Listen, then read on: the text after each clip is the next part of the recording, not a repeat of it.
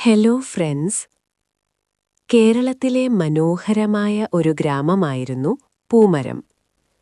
ആ ഗ്രാമത്തിന്റെ അതിർത്തിയിൽ ആകാശം മുട്ടെ ഉയർന്നു നിൽക്കുന്ന ഒരു വലിയ മലയുണ്ടായിരുന്നു, നീലക്കോടുമല.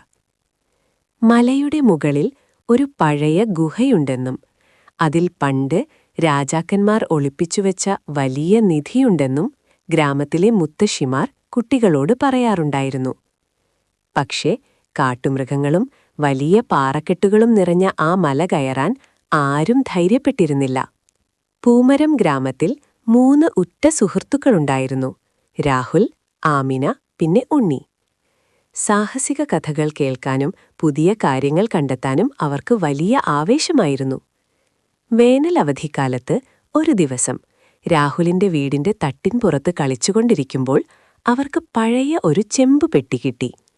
പൊടിപിടിച്ച ആ പെട്ടി തുറന്നപ്പോൾ അതിനകത്ത് മഞ്ഞിച്ച ഒരു തോൽക്കടലാസ്. അതൊരു ഭൂപടമായിരുന്നു. "ഇത് നോക്കൂ," ആമിന ആവേശത്തോടെ പറഞ്ഞു. "ഇത് നീലക്കോട് മലയുടെ ചിത്രമാണ്. ഈ ചുവന്ന കുറി കണ്ടോ? ഇതാ ഗുഹയിലേക്കുള്ള വഴിയായിരിക്കണം." ഉണ്ണിയുടെ കണ്ണുകൾ വിടർന്നു. "നമുക്കാ നിധി കണ്ടുപിടിക്കണം. നമ്മൾ പൂമരം ഗ്രാമത്തിലെ വീരന്മാരാകും."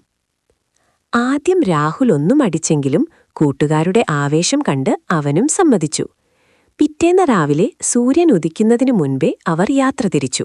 കയ്യിൽ വെള്ളവും ടോർച്ചും കുറച്ച് പഴങ്ങളും ആ ഭൂപടവും അവർ കരുതിയിരുന്നു. ഗ്രാമം പിന്നിട്ട് കാടിന്റെ അതിർത്തിയിലെത്തിയപ്പോൾ തന്നെ തണുത്ത കാറ്റു വീശാൻ തുടങ്ങി. കിളികളുടെ ശബ്ദവും മരങ്ങളുടെ ഇലയനക്കങ്ങളും മാത്രമായിരുന്നു കേൾക്കാനുണ്ടായിരുന്നത്. ഭൂപടം നോക്കി രാഹുൽ മുന്നിൽ നടന്നു. വഴിയിൽ നിറയെ മുള്ളുകളും വള്ളിച്ചെടികളും ഉണ്ടായിരുന്നു. ആമിന ഒരു വടി ഉപയോഗിച്ച് വഴി വെട്ടിത്തെളിച്ചു.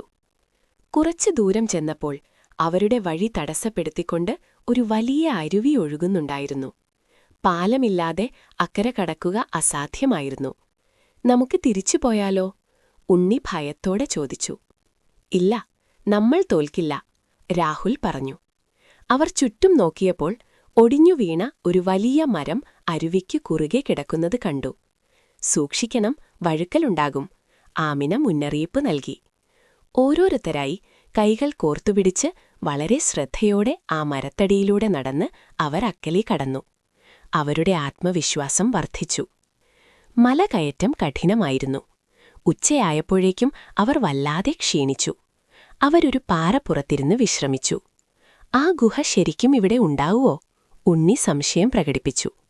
അപ്പോൾ ആമിന ഭൂപടം നിവർത്തി നോക്കി. "അതെ, നോക്കൂ, ആ കാണുന്ന വലിയ പാറയുടെ പിൻഭാഗത്താണ് ഗുഹയുടെ പ്രവേശനം." അവർ വീണ്ടും നടന്നു തുടങ്ങി. ഒടുവിൽ ഭൂപടത്തിൽ കണ്ടതുപോലെയുള്ള ആ വലിയ പാറയുടെ അടുത്തെത്തി. കാട്ടുവള്ളികൾ പടർന്നു പിടിച്ച ഒരു ചെറിയ കവാടം അവിടെ കണ്ടു. ഉള്ളിൽ ഘോരമായ ഇരുട്ടായിരുന്നു. രാഹുൽ ടോർച്ച് തെളിച്ചു. 3 പേരും ശ്വാസമടക്കി പിടിച്ച് ഗുഹയ്ക്കുള്ളിലേക്ക് കടന്നു. ഗുഹയ്ക്കുള്ളിൽ തണുപ്പായിരുന്നു. വവ്വാലുകൾ ചിറകടിച്ചു പറന്നുപോയി. ഭിത്തികളിൽ വിചിത്രമായ ചിത്രപ്പണികൾ ഉണ്ടായിരുന്നു.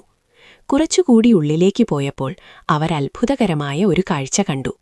ഗുഹയുടെ ഒത്ത നടുവിൽ മേൽക്കൂരയിലുള്ള ഒരു ചെറിയ വിടവിലൂടെ സൂര്യപ്രകാശം താഴേക്ക് പതിക്കുന്നു. ആ വെളിച്ചത്തിൽ തിളങ്ങി നിൽക്കുന്ന ഒരു ചെറിയ തടാകം. ആ തടാകത്തിലെ വെള്ളത്തിന് നീലനിറമായിരുന്നു. അതിനു ചുറ്റും സ്വർണ്ണനിറത്തിലുള്ള അപൂർവമായ കൂണുകളും പൂക്കളും വളർന്നു നിൽക്കുന്നു. "ഇതാണോ നിധി?"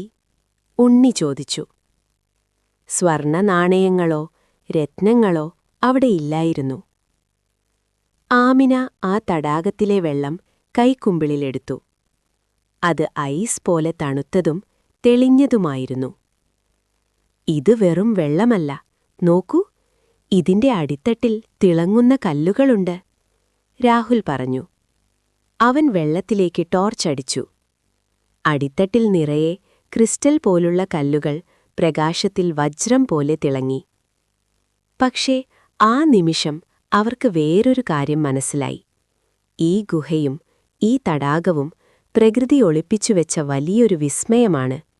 അത് പുറം ലോകമറിഞ്ഞാൽ നശിപ്പിക്കപ്പെട്ടേക്കാം. "നമ്മളിത് കൊണ്ടുപോകുന്നില്ല," രാഹുൽ പറഞ്ഞു. "ഈ നിധി ഇവിടെ തന്നെ ഇരിക്കട്ടെ.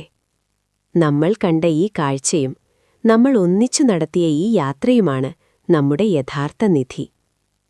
മറ്റുള്ളവർക്കും അത് സമ്മതമായിരുന്നു. അവരാ മനോഹരമായ കാഴ്ച ഒരിക്കൽ കൂടി കൺനിറയെ കണ്ടു. പിന്നീട് ഗുഹയിൽ നിന്ന് പുറത്തിറങ്ങി. തിരികെ മലയിറങ്ങുമ്പോൾ അവരുടെ മനസ്സിൽ ഭയമായിരുന്നില്ല, മറിച്ച് അഭിമാനമായിരുന്നു. ആരും കാണാത്ത നീലക്കോട് മലയുടെ രഹസ്യം കണ്ടെത്തിയതിന്റെ സന്തോഷം. ഗ്രാമത്തിൽ തിരിച്ചെത്തിയപ്പോൾ നേരമിരുട്ടിയിരുന്നു. മുതിർന്നവരവരെ അന്വേഷിക്കുന്നുണ്ടായിരുന്നു. കാട്ടിൽ പോയതിന് അച്ഛനമ്മമാർ വഴക്കു പറഞ്ഞെങ്കിലും അവർ സുരക്ഷിതരായി തിരിച്ചെത്തിയതിൽ എല്ലാവരും ആശ്വസിച്ചു. ഗുഹയിൽ കണ്ട കാര്യങ്ങൾ അവർ രഹസ്യമായി സൂക്ഷിച്ചു. എങ്കിലും അന്നുമുതൽ ആ 3 കൂട്ടുകാർ ഗ്രാമത്തിലെ കൊച്ചു സാഹസികരായി അറിയപ്പെടാൻ തുടങ്ങി. അവർ പഠിച്ച വലിയ പാഠമിതായിരുന്നു: നിധി എന്നത് സ്വർണമോ പണമോ മാത്രമല്ല, അത് പ്രകൃതിയുടെ സൗന്ദര്യവും പ്രതിസന്ധികളെ ഒന്നിച്ചു നേരിടുമ്പോൾ ലഭിക്കുന്ന ധൈര്യവുമാണ്.